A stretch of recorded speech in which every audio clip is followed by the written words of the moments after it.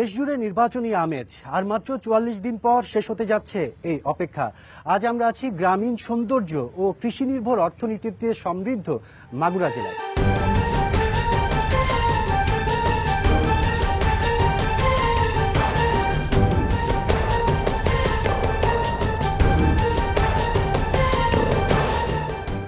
দর্শক, আমি আশরাফুল আলম আকাশ আপনাদের স্বাগত জানাই মাগুরা সরকারি উচ্চ বিদ্যালয় মাঠ থেকে চ্যানেল 24 আয়োজিত এন মোহাম্মদ ব্যালটে বাংলাদেশ অনুষ্ঠানে।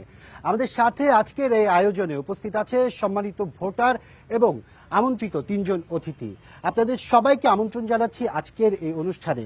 আমি প্রথমে আমাদের অতিথিদের সাথে পরিচয় করিয়ে দিতে চাই। আমার পাশে রয়েছেন মনোয়ার হোসেন খান, তিনি জেলা বিএনপির সদস্য সচিব এবং মাগুরা 1 আসনের সংসদ সদস্য প্রার্থী। আর এর পাশেই রয়েছেন প্রকৌশলী শম্পা বসু, বাংলাদেশের সমাজতান্ত্রিক দল বাসদের মনোনীত প্রার্থী মাগুরা 1 আসন থেকে। সর্বশেষ সাইদ আহমেদ, তিনি মাগুরা জেলার বাংলাদেশ জামাতে ইসলামীর ভারপ্রাপ্ত আমির। আপনাদের সবাইকে আমন্ত্রণ আজকের ব্যালটে বাংলাদেশ অনুষ্ঠানে। আমরা আলোচনার শুরুতেই আমাদের মাগুরা প্রতিনিধি শেখ ইলিয়াস মিথুনের কাছে যাব। মিথুন, আপনি এই এলাকায় দীর্ঘ সময় ধরে কাজ করছেন, আপনি জানেন এখানকার অবকাঠামো দিক থেকে শুরু করে বেকারত্ব বেশ কিছু প্রবলেম ফেস করছে। কোন কোন জায়গায় আসলে কাজ করা উচিত এবং এই সমস্যাগুলো এত দিন যাবত কেন সমাধান হচ্ছে না বলে আপনার মনে হয়? মোহাম্মদ ওয়াটার ট্যাঙ্ক, যা পানিকে রাখে শতভাগ বিশুদ্ধ। এন মোহাম্মদ ওয়াটার ট্যাঙ্ক, বিশুদ্ধ পানির ব্যাগ। দক্ষিণ পশ্চিমাঞ্চলের একটি জেলা মাগুরা, কৃষি নির্ভর একটি জেলা। 1049 বর্গ কিলোমিটার জুড়ে এই মাগুরা জেলা। এই জেলার 2টি আসন জাতীয় সংসদের 91 এবং 92, এই 2টি আসনই দীর্ঘদিন ধরে আওয়ামী লীগের দখলে ছিল। এবার তারা নির্বাচনের মাঠে নেই, প্রতিদ্বন্দ্বিতা করবেন বিএনপি, জামাত ইসলাম সহ অন্যান্য দলগুলোর যারা প্রতিদ্বন্দ্বিতা আছেন তারা প্রতিদ্বন্দ্বিতা করবেন। এই মুহূর্তে এসে কিন্তু মাগুরার বেশ কিছু সমস্যা সম্ভাবনা সামনে উঠে এসেছে। তার মধ্যে আমরা বলতে চাই, আসলে মাগুরার একটি বড় সমস্যা খাত হচ্ছে স্বাস্থ্য খাত। এই স্বাস্থ্য খাত যদি একটু জানাতে চাই, গত 6 বছর আগে মাগুরা মেডিকেল কলেজ এখানে প্রতিষ্ঠিত হয়েছে, কিন্তু আজ পর্যন্ত মেডিকেল কলেজে কোনো স্থায়ী ভবন নির্মাণ করা হয়নি। একদিকে যেমন রোগীদের ভোগান্তি হচ্ছে, বিশেষ বিশেষ রোগীদের কিন্তু ঢাকা এবং ফরিদপুর মেডিকেল কলেজে পাঠানো হয়। তো সেইখানে যদি আমাদের এখানে একটি মেডিকেল কলেজ স্থায়ী ভবন থাকতো, স্থায়ী ক্যাম্পাস থাকতো, একদিকে শিক্ষার্থীদের যেমন পড়াশোনার মান উন্নয়ন হতো, স্বাস্থ্যসেবার মান উন্নয়ন হতো। অন্যদিকে আরেকদিকে যদি বলতে চাই, ভারী শিল্প কারখানা নেই মাগুরায়। মাগুরাতে একটি মাত্র রাষ্ট্রায়ত্ত শিল্প কারখানা মাগুরা টেক্সটাইল মিলস, যেটা কিনা 25 বছর ধরে বন্ধ রয়েছে। এই যে শিল্পায়ন না হওয়ার কারণে মাগুরাতে কিন্তু দিনে দিনে শিক্ষিত বেকারের সমস্যা প্রকট হচ্ছে। আমাদের মাগুরাতে এখন কর্মসংস্থানের প্রয়োজন, আর কর্মসংস্থানের জন্য শিল্পায়ন প্রয়োজন। যেহেতু পদ্মা সেতু উদ্বোধন হওয়ার পর থেকেই মাগুরার সাথে রাজধানীর যোগাযোগ ব্যবস্থার উন্নয়ন ঘটেছে। এখনই সময় মাগুরাতে শিল্প প্রতিষ্ঠান স্থাপন করার। অন্যদিকে যদি বলতে চাই, যেহেতু মাগুরা একটি কৃষি নির্ভর জেলা, এই জেলার মানুষের বেশিরভাগ মানুষ কৃষির সাথে সম্পৃক্ত সরাসরি। তাদের একটা দাবি আছে দীর্ঘদিনের, যে তারা স্থানীয়ভাবে কিংবা সরকারিভাবে একটি আসলে পণ্য, কৃষি পণ্য সংরক্ষণ এবং হিমাগার, যে হিমাগারটা পেলে তারা সংরক্ষণ করতে পারবে এবং তারা দাম পাবে পণ্যের, সেই জিনিসটা কিন্তু তারা অনুভব করে অভাব। আর বর্তমান সময় আরেকটা বড় সমস্যা দেখা গেছে, যে মাগুরার উন্নয়ন যে প্রকল্পগুলো, প্রায় 1,500 কোটি টাকার প্রকল্প থমকে গেছে। বিশেষ করে ফরিদপুর মাগুরা রেল লাইন যে প্রকল্পটি রয়েছে, একদমই আমরা ধীর গতি দেখছি। গত 22 সালে এই রেল লাইনের কাজটা সমাপ্ত হওয়ার কথা ছিল, কিন্তু আজকে 25 সাল শেষেও সেই রেল লাইনের পথ, সেই মাগুরার বাসীর স্বপ্ন, রেল লাইনের স্বপ্ন, সেটা কিন্তু সফল হয় নাই, সম্ভব হয় নাই। তা আমরা চাইবো আগামীতে যারা নির্বাচনে জয়লাভ করবেন, এখানে অনেক বেশ কয়েকজন প্রার্থী আছেন, যারাই জয়লাভ করবেন তারাই জনগণের এই প্রতিশ্রুতি, শুধু প্রতিশ্রুতির মধ্যে যাতে সীমাবদ্ধ না থাকে, নির্বাচনের পরে যারা জয়লাভ হবে, সরকার গঠন করবে, তারা এই প্রতিশ্রুতির যাতে বাস্তবায়ন করতে পারে, জনগণ কিন্তু সেটাই চাই, আমরাও সেটাই চাইবো। ইলিয়াস, আপনাকে ধন্যবাদ। আমরা শুনছিলাম আমাদের সহকর্মী ইলিয়াসের কাছ থেকে এখানকার বিভিন্ন কথা। এখন আমি আলোচনায় ফিরে যেতে চাই। প্রথমে আমি আপনাদের কাছে যেটি জানতে চাইবো, যে প্রশ্নগুলো এসেছে, যে সমস্যার কথাগুলো এসেছে, সেগুলো নিয়ে আমরা আলোচনা করব। শুরুতে আমি মনোয়ার হোসেন খান, আপনার কাছে জানতে চাইবো যে আপনারা এখন নির্বাচনের প্রস্তুতি নিয়েছেন, আজকে মনোনয়নও জমা দিয়েছেন, সব মিলে এখন কি পরিস্থিতি মনে করছেন ভোটের মাঠের? আপনি কতটুকু প্রস্তুত আসলে এখন নির্বাচনের জন্য? অ্যাকচুয়ালি আপনি জানেন যে আমাদের দলগতভাবেই তো পরিপূর্ণ প্রস্তুতি আমাদের রয়েছে। ধন্যবাদ আপনাকে আকাশ, ভালো একটা প্রশ্ন করেছেন যে আমরা কি দেখছি মাঠে। অ্যাকচুয়ালি নির্বাচন ওইভাবে শুরু হয়নি, সেটা আপনারা বুঝতে পেরেছেন যে ইতিমধ্যে তফসিল ঘোষণার পরে একটা নির্বাচনী আবহ তৈরি হয়েছে বটে, কিন্তু নানান রকম দ্বিধা দ্বন্দ্ব, ষড়যন্ত্র, এইটা সেটা অনেক রকম কথাবার্তা কারণে মানুষের মনে এক ধরনের দ্বিধাদ্বন্দ্ব এটা রয়েছে। তারপরেও এদেশের মানুষ এখন নির্বাচনমুখী। কেন? বিকজ এই 15 বছর, গত 3 টার্ম এদেশের মানুষ ভোট দিতে পারেনি। আপনারা জানেন সব সেগুলা, সে নতুন করে বলছি না, কিন্তু এইবার মনে করছে এদেশের মানুষ যে তাদেরকে সত্যিকারের একটি ভোট যুদ্ধে তারা থাকতে পারবে এবং তাদের ভোটাধিকার প্রয়োগ করতে পারবে। আমি মনে করি যে এই প্রতীক পরাধদের পরে গিয়ে তখন আসল নির্বাচনটা শুরু হবে, তখন বোঝা যাবে লেভেল প্লেইং ফিল্ড বা অন্য কোনো কিছু নিয়ে কোনো সমস্যা আছে কিনা, কিন্তু এই মুহূর্তে আমি কোনো সমস্যা দেখছি না। ধন্যবাদ আপনাকে। আমি প্রকৌশলী শম্পা বসু, আপনার কাছে জানতে চাইব শুরুতে যে এখন নির্বাচনী যে কার্যক্রম শুরু হয়েছে, মনোনয়ন জমা দেওয়া হচ্ছে, কিছুদিন পর যাচাই বাছাইয়ের কার্যক্রমও হবে। আপনি আসলে যে বাসদের পক্ষ থেকে একজন মনোনীত প্রার্থী মাগুরা 1 আসনে, এখানে জামাতের প্রার্থীও আছে, বিএনপির প্রার্থীরাও আছে। আসলে প্রভাবশালী দলগুলো যখন থাকে মাঠে, তখন আসলে আপনারা কতটুকু স্বাচ্ছন্দ্যে কাজ করতে পারেন অথবা পারছেন কিনা? মাগুরা 1 আসনের আপনার অবস্থানটা কি, শুরুতে এই বিষয়ে একটু বলবেন।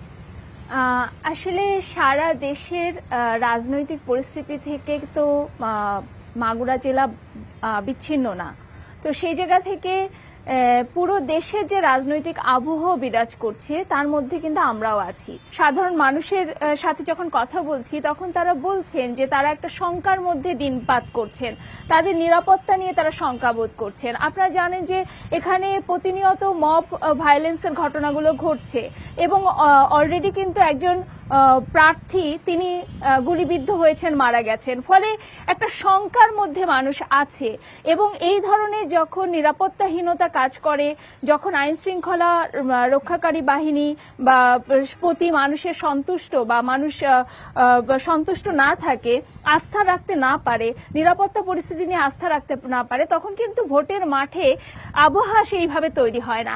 এখন মানুষের মধ্যে প্রশ্ন আছে যে নির্বাচনে তারা 12ই ফেব্রুয়ারি যে নির্বাচন অনুষ্ঠিত হতে যাচ্ছে সেখানে তারা সুষ্ঠুভাবে ভোট দিতে পারবেন কিনা, স্বতঃস্ফূর্তভাবে ভোট কেন্দ্রে যেতে পারবেন কিনা, মারামারি হবে কিনা, সেখানে কি ধরনের পেশি শক্তির কি ধরনের প্রভাব থাকবে, এগুলো নিয়ে কিন্তু মানুষের মধ্যে শঙ্কা থাকে।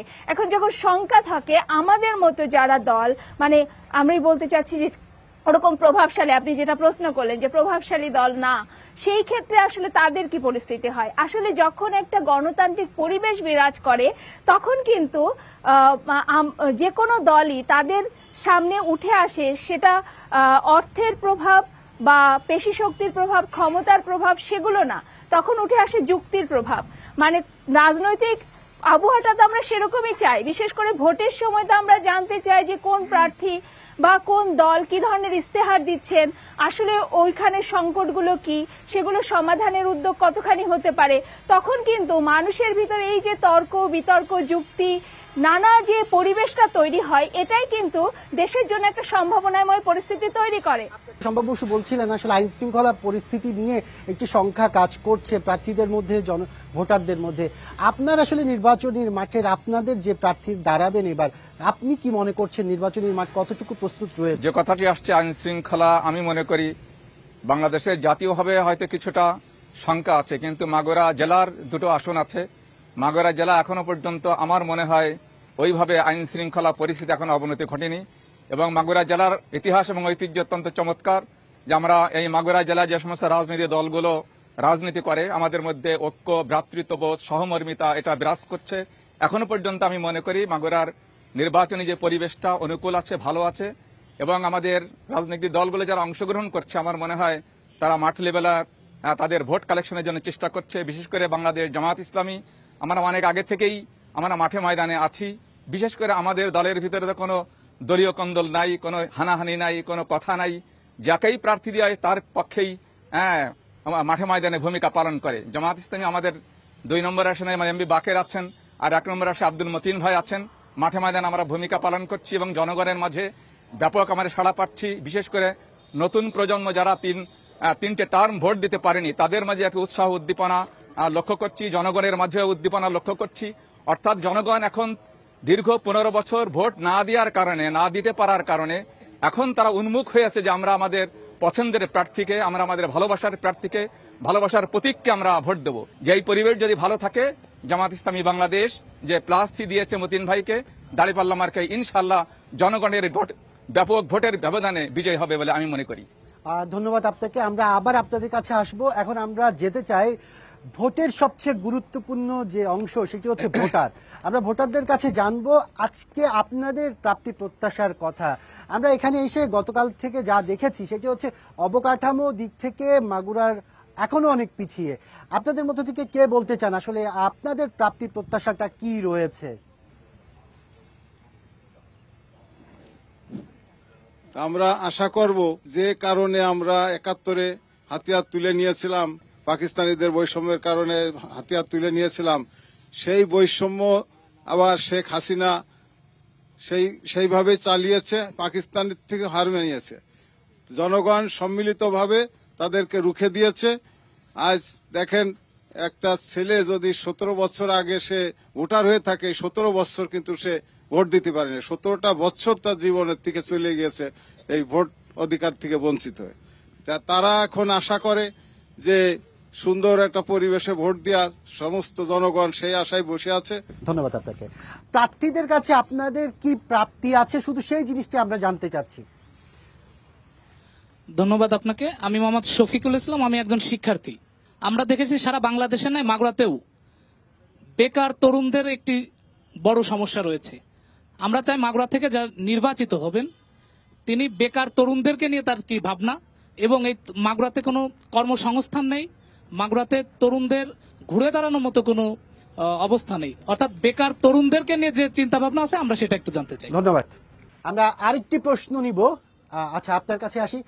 যারা প্রার্থী আছেন তাদের কাছে আমরা একটি পেয়েছি যে বেকারদের কর্মসংস্থান, শিল্প প্রতিষ্ঠান গড়ে তোলা, এই বিষয়গুলো অবকাঠামো দিক নিয়ে আপনাদের কিছু বলার আছে কিনা? বিসমিল্লাহির রহমানির রহিম। আমি মোহাম্মদ জুলফিকার লুলু। আমি একজন সাধারণ ব্যক্তি, নো পলিটিক্যাল ম্যান। আমি এতটুকু জানি যে আজকের এখানে 3 জন প্রার্থী রয়েছেন, 3 জনের যোগ্য বিধায়করা সংসদ সদস্য প্রার্থী হয়েছেন। যিনি সংসদ সদস্য হবেন ওনার কাছে জোর দাবি জানাবো এই মেডিকেল কলেজটা, এবং আমাদের মতো যারা, আমি যেমন একটা কৃষক, আমাদের মতো কৃষকদেরকে উন্নয়নমূলক কর্মকাণ্ড করবে। ভোটারদের কথা শুনছিলাম, যে প্রশ্নগুলো পেয়েছি আমরা সেই বিষয়গুলো নিয়ে কথা বলতে চাই আমাদের আজকের অতিথিদের সাথে। শম্পা বসু, আমি আপনার থেকেই প্রথমে জানতে চাই যে একজন বলছিলেন আসলে শিল্প প্রতিষ্ঠান নেই, বেকারত্বের পরিমাণটা বাড়ছে। সেই হিসাবে আসলে আপনি যদি নির্বাচিত হয়ে আসতে পারেন তাহলে আপনার প্রথম পদক্ষেপটি কি হবে এই সমস্যাগুলোর জন্য? আমরা দীর্ঘদিন ধরে এই বিষয়গুলো নিয়েও কথা বলছি। এখানে আমাদের দলের পক্ষ থেকে, এখানে গণকমিটি মাগুরা জেলার পক্ষ থেকে আন্দোলনও করছি। সেটা হচ্ছে মাগুরার কিন্তু একটা বড় সংকট হচ্ছে যে এখানে বেকার সমস্যা, মানে কর্মসংস্থানের অভাব, এবং এই কর্মসংস্থানটা করাও কিন্তু খুব কঠিন না এই জায়গা থেকে বলতে চাচ্ছি যে আমাদের কৃষি নির্ভর অর্থনীতি। তাহলে কৃষিকে কাজে লাগিয়ে যদি আমরা শিল্প কলকারখানা করতে চাই, তাহলে কিন্তু কৃষি নির্ভর যদি শিল্প কলকারখানা হয়, তাহলে কৃষক যে ফসলের ন্যায্য দাম পাচ্ছেন না, সেক্ষেত্রেও তিনি ন্যায্য দামটা পাবেন, এবং সাথে সাথে কিন্তু আমাদের এখানে বেকার সংকটেরও সমাধান হবে। তো আমরা এটাকেই জোর দিব যে কৃষি নির্ভর শিল্প কলকারখানা নির্মাণ। সাথে সাথে আমরা জোর দেব যে বিষয়টা এসেছে, মাগুরায় আসলেই চিকিৎসা ব্যবস্থাটার বেহাল অবস্থা, সেই জায়গাটাই আমরা জোর দিব, এবং সেখানে মেডিকেল কলেজ, স্থায়ী ক্যাম্পাস নির্মাণ সহ এখানে যেন একটা পূর্ণাঙ্গ চিকিৎসা পায় মাগুরার বাসী, সেটার আমরা জোর দিব। আমরা মাগুরায় যেটা বলতে চাই সেটা হচ্ছে, মাগুরা কিন্তু বাংলাদেশের 64টা জেলার মধ্যে 4র্থ দরিদ্রতম জেলা, কিন্তু এটা হওয়ার কথা না। আমরা একটা প্রান্তিক জেলা না, আমরা ওরকম দুর্যোগ প্রবণ জেলা না। আমাদের 8টি ছোট বড় নদী আছে, কৃষি খুব উর্বর, তাহলে কেন আমরা চতুর্থ দরিদ্রতম জেলা হব? কারণ হচ্ছে আমাদের এখানে উন্নয়নের কোনো সমন্বয় নাই। আপনাকে ধন্যবাদ। আমি আপনার কাছে আবার আসবো।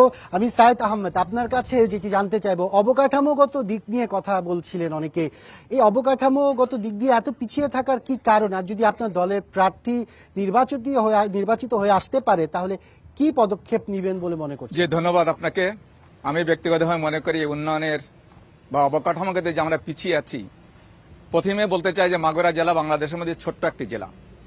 এটা একটি সমস্যা যে সেন্ট্রালের সাথে, ঢাকার সাথে, রাজধানীর সাথে যোগাযোগে বা যেভাবে উন্নয়ন করা দরকার সেভাবে যেমন তাদের অনেক সময় মাথায় আসে না। আর একটি সমস্যা যেটা আছে লিডারশিপের যে সমস্যা, একটা লিডারশিপের পরে অনেক কিছু মানে নির্ভর করে যে আমি আমার এই জেলাকে, আমার এই আসনটাকে আমি কিভাবে ডেভেলপ করব।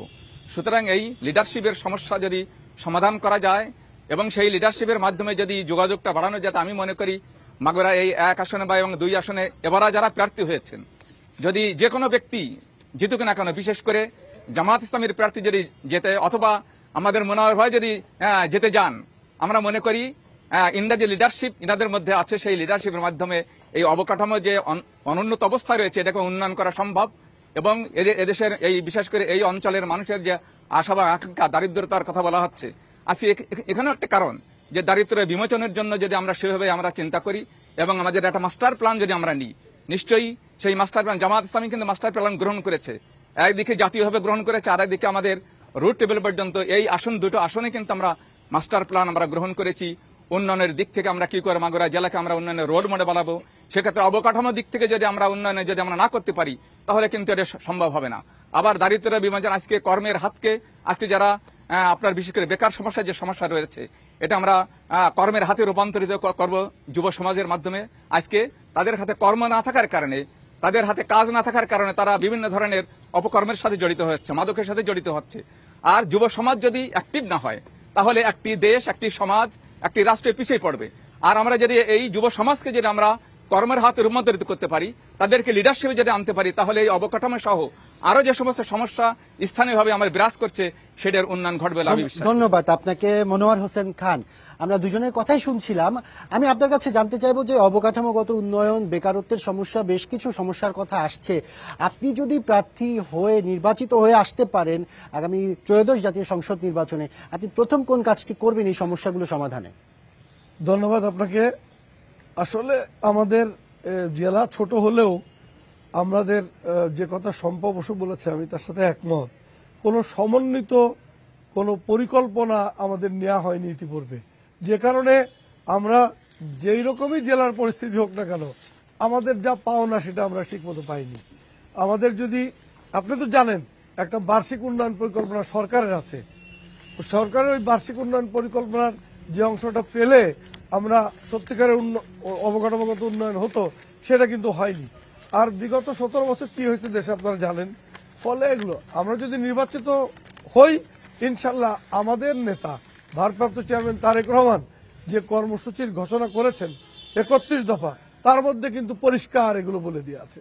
এবং আপনি জানেন যে এই কৃষি নির্ভর বাংলাদেশ, মাগুরাও একটা কৃষি নির্ভর এখানে জেলা। এখানে আপনার অবকাঠামো, বিশেষ করে রাস্তাঘাট, মানে যেখান থেকে আপনি পরিবহন ব্যবস্থা যদি ভালো না থাকে, কমিউনিকেশন যদি ভালো না হয়, তাহলে অনেক কিছু ভালো করা যায় না। সেজন্য ওটা আমাদের প্রায়োরিটি দিয়ে আছে। তারপরে যদি আপনি আসেন, এখানে প্রশ্ন এসেছে, দর্শকরা বলেছে যে আমাদের সাংবাদিক মিথুনও বলেছে যে মেডিকেল কলেজের একটা স্বাস্থ্য সমস্যা। এটা আমাদের মেডিকেল কলেজটা বেসিক্যালি জায়গাটাই ঠিক হয়নি, কিন্তু টাকাটা কিন্তু আছে। আমরা অবশ্যই এটা অগ্রাধিকার দিয়ে মাগুরার জনগণের স্বাস্থ্য সেবার কথা চিন্তা করে আমরা এই মেডিকেল কলেজকে প্রায়োরিটি দিয়ে মাগুরার মেডিকেল কলেজের জায়গা নির্ধারণ করে দ্রুত কাজ শেষ করব ইনশাল্লাহ। এবং আমি আপনাকে বলি, আমাদের নেতা তারেক রহমান যে সমস্ত দিয়েছেন তার মধ্যে অনেকগুলো জিনিস আছে। তার মধ্যে একটা দেখেন, বেকার যুবকদের জন্য উনি বলেছেন বেকার ভাতা দিবেন 1 কোটি যুবককে, যারা কেবলমাত্র শিক্ষা শেষ করে বেকার হলো। আর অন্যান্য বেকার যুবকদের জন্য, তাদের জন্য কারিগরি প্রশিক্ষণ দিয়ে তারা যাতে বিদেশে যেতে পারে এবং দেশেও কর্মসংস্থানের মধ্যে থাকতে পারে সেই ব্যবস্থা করবেন। ফ্যামিলি কার্ডের কথা বলা হয়েছে। আপনি জানেন যে একটা পরিবারের যে কোনো অকওয়ার্ড সিচুয়েশন থেকে বের হওয়ার জন্য মহিলাদের কাছে একটা করে ফ্যামিলি কার্ড থাকবে, একটা নির্দিষ্ট পরিমাণ টাকা তাদের ওখানে দেওয়া হবে, সেই ফ্যামিলি কার্ড দিয়েও তারা কিন্তু ওই সমস্যার সমাধান করতে হবে। সাইদ আহমদ, আপনাকে দিয়ে আমি শুরু করতে চাই। আমরা শুনছিলাম বেশ কিছু কথা, সমস্যার সম্ভাবনার কথা। এখন আমরা একটু ভিন্ন প্রেক্ষিতে যাব। ত্রয়োদশ জাতীয় সংসদ নির্বাচন ফেব্রুয়ারির 12 তারিখ। সেই নির্বাচনকে ঘিরে সবচেয়ে বেশি যে গুরুত্বপূর্ণ সেটি হচ্ছে ভোটারদের নিরাপদে ভোট কেন্দ্র পর্যন্ত আনা। যে বর্তমান আইন শৃঙ্খলা পরিস্থিতি আমরা দেখছি, সেই শঙ্কাটা সবার মধ্যে আছে। আসলে ভোটের দিনে যে পরিস্থিতি হবে সেটি আপনারা কিভাবে নিয়ন্ত্রণ করবেন, অথবা কোনো ধরনের শঙ্কার, কোনো ধরনের সহিংসতার আশঙ্কা আপনারা করছেন কিনা ভোটের দিনে? জি, ধন্যবাদ আপনাকে। বিশেষ করে হাদি ভাইয়ের মানে হত্যার পর সারা দেশব্যাপী একটু ভোটের রাজনীতিতে, সারা দেশের রাজনীতি এবং নির্বাচনটাকে কেন্দ্র করে একটু সন্দেহ সংশয়ের একটু অবস্থা দানা বেঁধে উঠেছে। তবে আমি মনে করি সরকারের ক্ষেত্রে এখানে ভূমিকা আর একটু জোরালো হওয়া প্রয়োজন ছিল। সরকার যদি এটাকে শক্ত হাতে টেক আপ করে, হ্যান্ডেলিং করে, আর আমরা যারা রাজনীতি আমরা করি, আমরা ভোটের মাঠে যারা আছি, রাজনীতির মাঠে যারা আছি, আমরা ভোটারদের সঙ্গে যারা আমাদের কালেকশন যেটা আছে, আমরা যদি তাদেরকে আশ্বস্ত করতে পারি, আমরা যদি নিজেদের মধ্যে ঐক্যটা যদি ভালো আমরা গ্রো করতে পারি এবং এটা যদি দেখাতে পারি, তাহলে আমার মনে হয় যে সংখ্যাটা এখন বিরাজ করছে, এই সংখ্যাটা কেটে যাবে এবং ভোটের দিনে যে অবস্থাটা তৈরি হবে, আমি মনে করি উৎসাহ উদ্দীপনার সাথেই ভোটাররা আসবে, যে দীর্ঘ বছর পরে ভোটাররা ভোট দিতে যাচ্ছে। এক্ষেত্রে আমি মনে করি একদিকে আইন শৃঙ্খলা নিয়ন্ত্রণকারী যারা সংস্থা রয়েছে তাদের যেমন ভূমিকা দরকার আছে, আর আমরা যারা প্রার্থী আছি বা আমাদের দলের যারা প্রার্থী আছে, আমরা সকল রাজনীতি দলগুলো যদি ঐক্যবদ্ধ হয়ে এটাকে যদি যে কোনো সন্ত্রাস বা যে কোনো পরিস্থিতি অ্যাবনর্মাল সিচুয়েশন ক্রিয়েট করে যেটা হয়, এটাকে যদি মুভ করার জন্য যদি সবাই ঐক্যবদ্ধ থাকি, আমরা যদি ঐক্য থাকি আর আইন শৃঙ্খলা বাহিনী যদি ঠিক থাকে, তাহলে আমার মনে হয় যে সংখ্যাটা বিরাজ করছে এই সংখ্যাটা থাকবে না বলে আমি মনে করি, এবং সবাই উৎসাহ উদ্দীপনার সাথে ভোটের দিনে তারা ভোট দিতে যাবে বলে আমি বিশ্বাস করি। ধন্যবাদ আপনাকে। মনোয়ার হোসেন খান, আপনার কাছে আমি যেটি জানতে চাইবো, মাগুরাতে 2টি আসন রয়েছে, তার মধ্যে মাগুরা 1 আসনে আপনি একজন প্রার্থী হিসাবে আগামী সংসদ নির্বাচনে দাঁড়িয়েছেন। ভোটের দিনে যে পরিস্থিতির কথা আমরা সবসময় দেখে আসছি, যেটি বলছিলেন সাইদ আহমেদ নিজেও, আপনার কি মনে হয় আসলে ভোটাররা কি নির্বিঘ্নে আপনার মাগুরা 1 আসনে যারা আছেন তারা কি কেন্দ্রে আসতে পারবেন কিনা, অথবা কোনো সহিংসতার কোনো ধরনের সম্ভাবনা আছে কিনা? ধন্যবাদ আকাশ আপনাকে।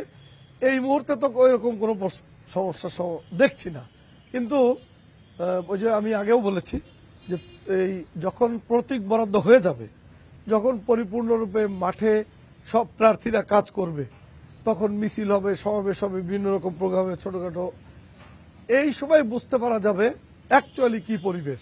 তবে মাগুরাতে সাধারণত এরকম কোনো খারাপ পরিস্থিতি হয় না, এবং আমি খুব দৃঢ়ভাবে বিশ্বাস করি যে এবার খুব শান্তিপূর্ণ পরিবেশ বজায় থাকবে, এবং সকলেই যে ভোটের জন্য উন্মুখ হয়ে আছে, এই ইয়াং জেনারেশন যারা ভোট দিতে পারে নাই, তারা কিন্তু ready to caste there vote. তাহলে আলটিমেটলি সবাই যদি সম্মিলিতভাবে যে কোনো ধরনের অনাকাঙ্ক্ষিত ঘটনাকে প্রতিরোধ করে দেয়, তাহলে আর কোনো সমস্যা হবে না। হোপফুলি ইনশাল্লাহ মাগুরাতে কোনো প্রবলেম হবে না বলে বিশ্বাস করি। সম্ভবত আমি আপনার কাছে যেটি জানতে চাইবো, কেন্দ্র দখল। বিগত সময়ে নির্বাচন থেকে শুরু করে আমরা এই জিনিসটার সাথে খুব ভালোভাবে পরিচিত হয়ে গিয়েছি যে কেন্দ্র দখল অথবা জাল ভোট। আপনার কি মনে হয় আসলে মাগুরার যে নির্বাচনটি হবে সারা দেশের সাথে সাথে, যেহেতু আপনি মাগুরার প্রার্থী হয়েছেন, সেই হিসাবে কেন্দ্র দখল অথবা জাল ভোট এই ধরনের কালচার থেকে বেরিয়ে আসা সম্ভব কিনা, অথবা এবার এই ধরনের কোনো সম্ভাবনা আছে কিনা? আসলে আমি শুরুতেও প্রথমে বলছিলাম যে মাগুরা তো সারা দেশ থেকে বিচ্ছিন্ন না, আর সবকিছু তো আসলে 12ই ফেব্রুয়ারি কি হবে এখনই বলে দেওয়াটা কঠিন, কারণ এখনো অনেকগুলো দিন বাকি। পরিবেশটা কোন দিকে যাবে সেটার উপর অনেক কিছু নির্ভর করবে, যেটা মনোয়ার ভাইও বললেন যে 22 তারিখের পর থেকে হয়তো আরো অনেক স্পষ্ট হয়ে যাবে যে পরিস্থিতি কোন দিকে যাচ্ছে। তো আমরা প্রত্যাশা করি যে সুষ্ঠুভাবে হবে এবং এই ধরনের বিষয়গুলো হবে না। তবে শঙ্কার বিষয়টা কি দাঁড়ায়, যে যখন বলছিলাম আমি যে গণতান্ত্রিক পরিবেশটা সেরকম বিরাজ করে না, একটা শঙ্কার পরিবেশ বিরাজ করে, কোনো হানাহানির পরিবেশ বিরাজ করে এবং জনমনে একটা অস্থিরতা বিরাজ করে, সেই সময়টা কিন্তু আমরা অতীতে দেখেছি এই ধরনের ক্ষেত্রে নির্বাচনগুলো কেমন হয় সেটা প্রশাসনিক নির্বাচন হয় অথবা সেটা কেন্দ্র দখল, যার মুল্লুক তার, এই ধরনের নির্বাচন হয়ে থাকে। তো আমরা প্রত্যাশা করব যে এই ধরনের কোনো ঘটনা হবে না এবং আইন শৃঙ্খলা পরিস্থিতি অচিরেই সেটা ভালো হবে এবং মানুষের ভিতর একটা আস্থা তৈরি হবে, স্বতঃস্ফূর্তভাবে মানুষ ভোট দিতে পারবে। ধন্যবাদ আপনাকে সাইদ আহমেদ। আমি আপনার কাছে আরেকবার একটি বিষয় জানতে চাই, সেটা হচ্ছে গণভোট নিয়ে অনেক কথা হচ্ছে। গণভোট আর জাতীয় সংসদ নির্বাচন একই সাথে হবে। আপনি কি মনে করছেন আসলে আপনারা গণভোট আর জাতীয় সংসদ নির্বাচনের জন্য মাগুরার যে ভোটাররা আছে তাদেরকে কতটুকু সচেতন করতে পেরেছেন? সরকার চেষ্টা করছে, একজন দলীয় কর্মী হিসেবে, দলের আমির হিসেবে, আপনি ভারপ্রাপ্ত আমির হিসেবে মাগুরা জেলার দায়িত্ব পালন করছেন, আপনার কি কাছে কি মনে হয় এটার প্রচার প্রচারণার ক্ষেত্রে? ধন্যবাদ আপনাকে এবং দর্শক শ্রোতাদেরকে। আসলে একদিকেই দুটো ভোট, একটা পার্লামেন্টারি ভোট আর একটা হচ্ছে গণভোট। আমরা সরকারের কাছে জামায়াত ইসলামীর পক্ষ থেকে আগে থেকেই দাবি জানিয়ে আসছিলাম যে আমরা গণভোটটা আলাদা করে হয় আগে আমরা দাবি করেছিলাম সরকারের কাছে, কিন্তু সরকার যে কোনো কারণে হোক সেটা ওনারা গ্রহণ করেননি, আর সব দাবি গ্রহণ নাও করতে পারে। এবং তার পাশাপাশি আমাদের মনোহর ভাইদের সামনে আছেন, বিএনপির পক্ষ থেকে দাবি জানানো হয়েছিল একই দিনে হোক, আমরা সেটাও মেনে নিয়েছি। কিন্তু তবে আমরা মনে করি যে এখানে তেমন কোনো পার্লামেন্টারি ভোটের ক্ষেত্রে যত সহজ, গণভোটের ক্ষেত্রে হয়তো যারা অশিক্ষিত মানুষ, যারা এর আগে ভোট দেয়নি বা ভোটের ভালো মানে পড়তে লেখাপড়া জানে না, তাদের ক্ষেত্রে একটু সংশয় সন্দেহ থাকতে পারে।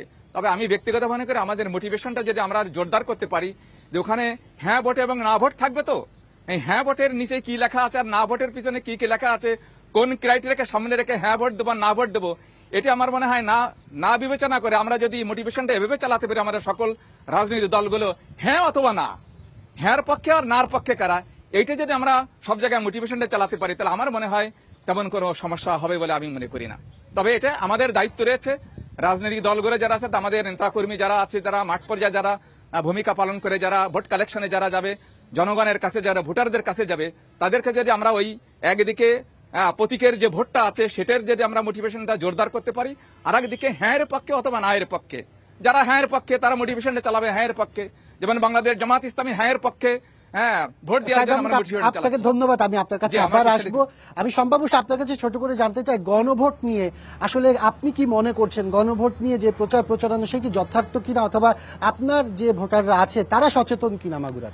আসলে গণভোট বিষয়টা কিন্তু খুবই, আমরা মনে করছি যে গণভোট এটা সাংবিধানিকও ছিল না, এটা একটু অপ্রয়োজনীয় হয়ে গেল আর কি। কেন? আপনার এখানে যে জটিলতাটা হচ্ছে, 4টা প্রশ্ন, এখন 4টা প্রশ্নের ক্ষেত্রে দুটো প্রশ্নে কেউ হ্যাঁ হতে পারে, দুটো প্রশ্নে কেউ না হতে পারে, 4টা বিষয়ে হ্যাঁ নাও হতে পারে, 4টা বিষয়ে কেউ না হতে পারে।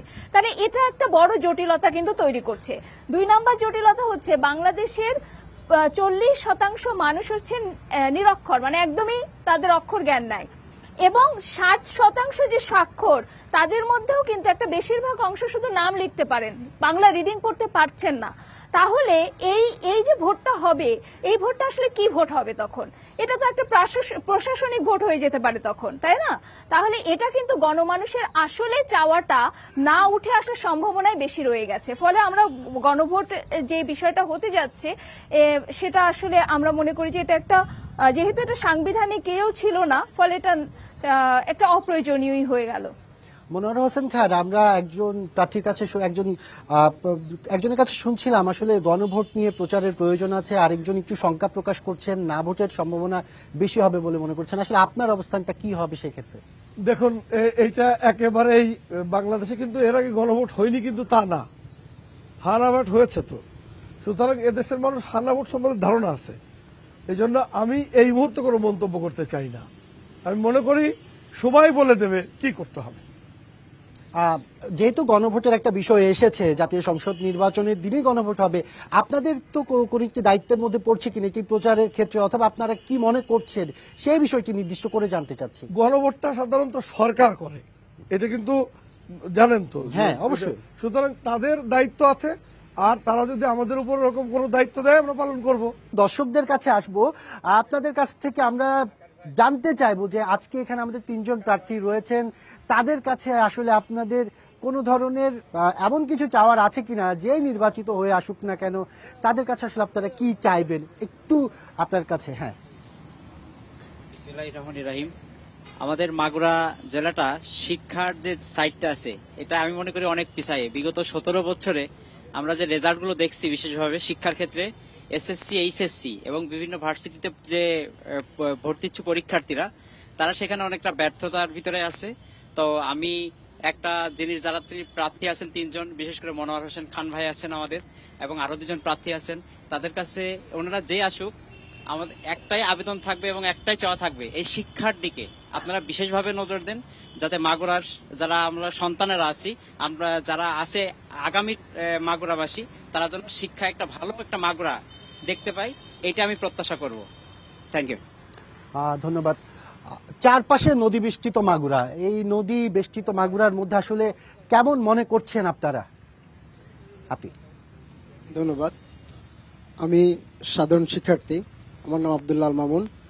যেহেতু আমি একজন কৃষকের সন্তান, আমার প্রশ্ন, আমাদের 3 জন প্রার্থী আছেন, তাদের কাছে প্রশ্ন হচ্ছে, কৃষকরা, আমাদের মাগুরা জেলা একটা কৃষি নির্ভর একটা জেলা, এখানে প্রত্যেকটা ফলন, আপনার শাকসবজি বলেন, ধান বলেন, গম বলেন, প্রত্যেকটা ফলনে ভরপুর। কিন্তু আমরা দেখতে পাই তারা যখন চাষ করে সবকিছু কমপ্লিট করার পর বাজারে ওইটা যায়, বাজারে ওইটা যাওয়ার পর তারা ন্যায্য মূল্যটা পায় না। ইভেন সেটা আমাদের বাজার থেকে অনেক চড়া দামে কিনতে হয়, কিন্তু তারা কম দামে বিক্রি করে।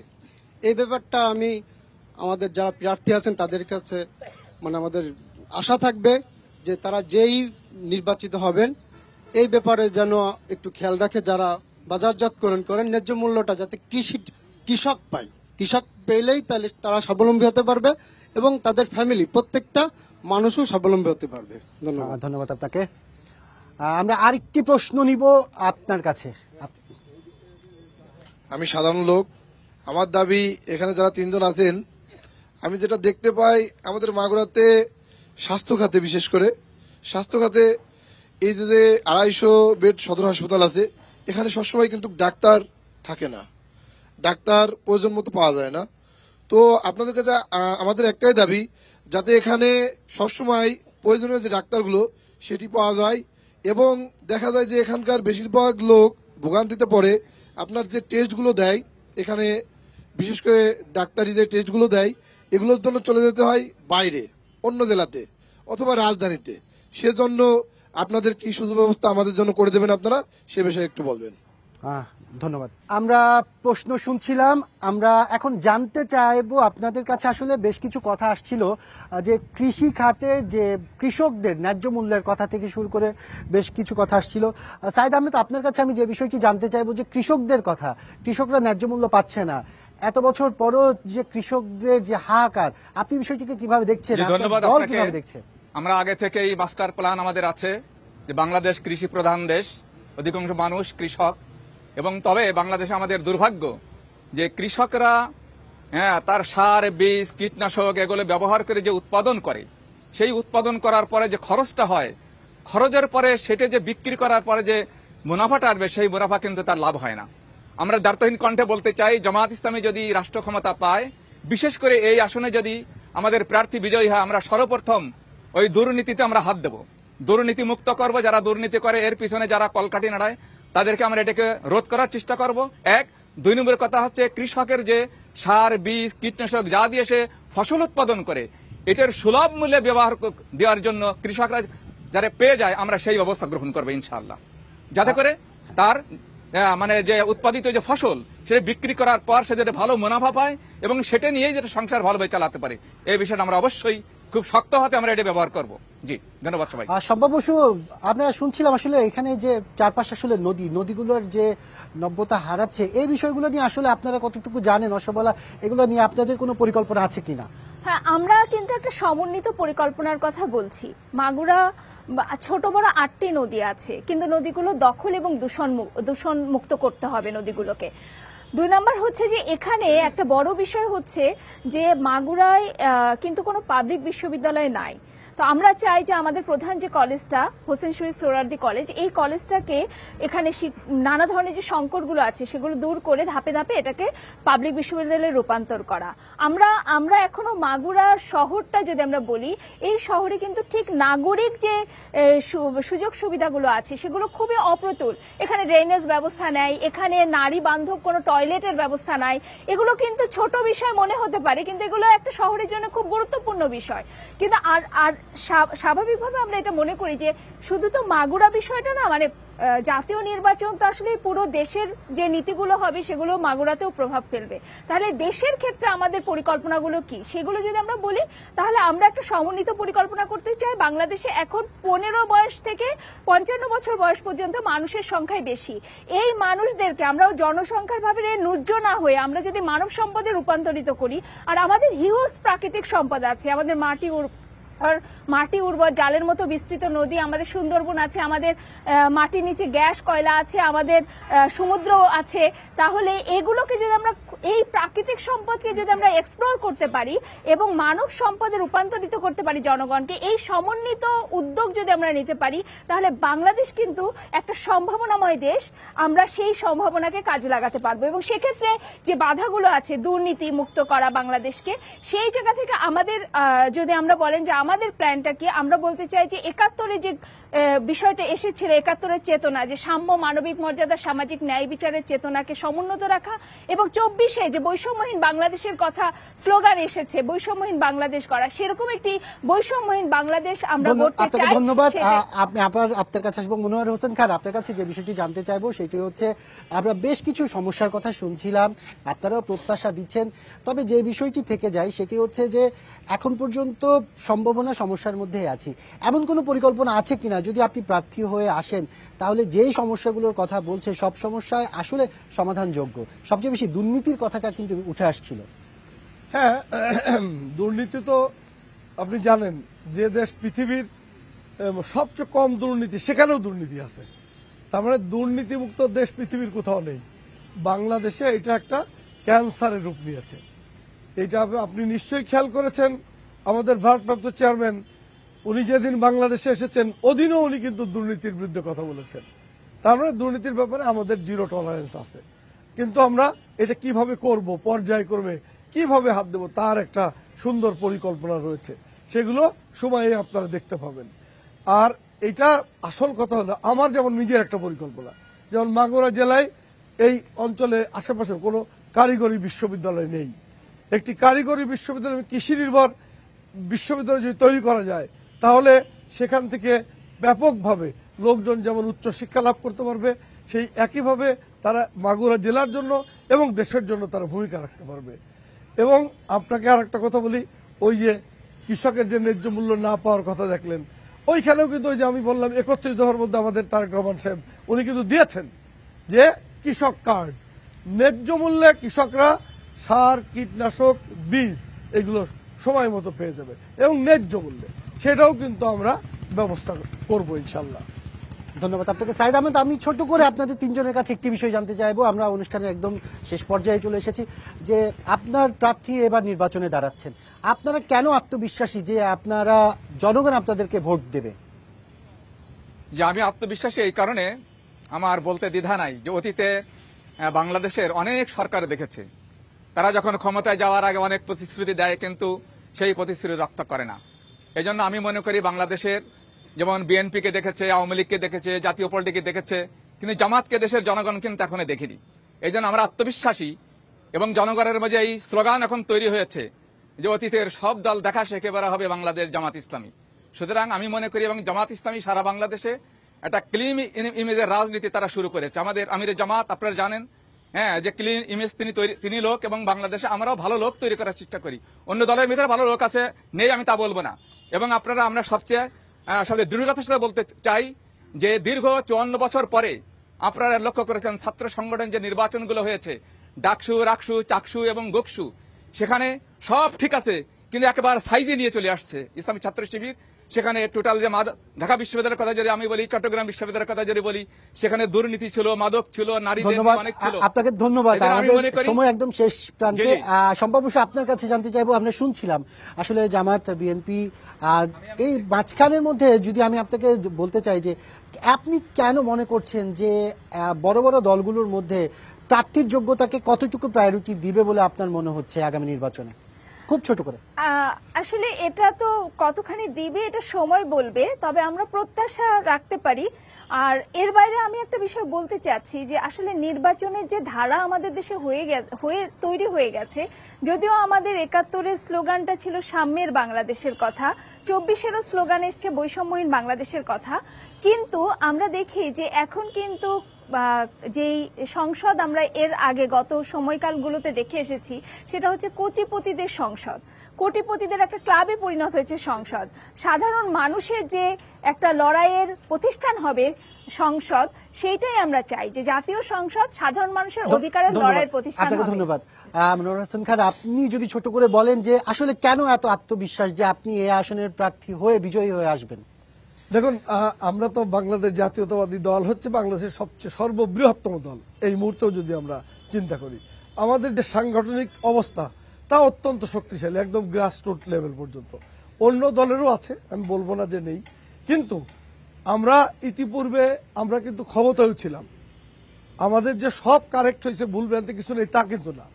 আমাদের নেতা ভারপ্রাপ্ত চেয়ারম্যান তারেক রহমান এই ব্যাপারে কিন্তু পরিষ্কার ধারণা দিয়েছেন, এবং আমরা জানি এদেশের মানুষ এবং এদেশের তরুণ সমাজ এখনো যে দলের উপর নির্ভর করে সে হচ্ছে বাংলাদেশ জাতীয়তাবাদী দল।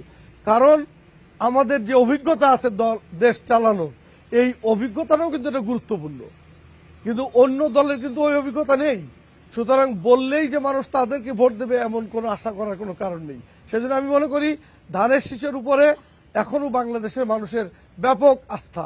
আপনাদের তিনজনকে অসংখ্য ধন্যবাদ আজকে আমাদেরকে সময় দেওয়ার জন্য। দর্শক, আজকে আমরা একদম অনুষ্ঠানের শেষ প্রান্তে, আজকে এতটুকুই। পরবর্তীতে দেখা হবে অন্য কোনো জেলায় এন মোহাম্মদ ব্যালটে বাংলাদেশ অনুষ্ঠানে।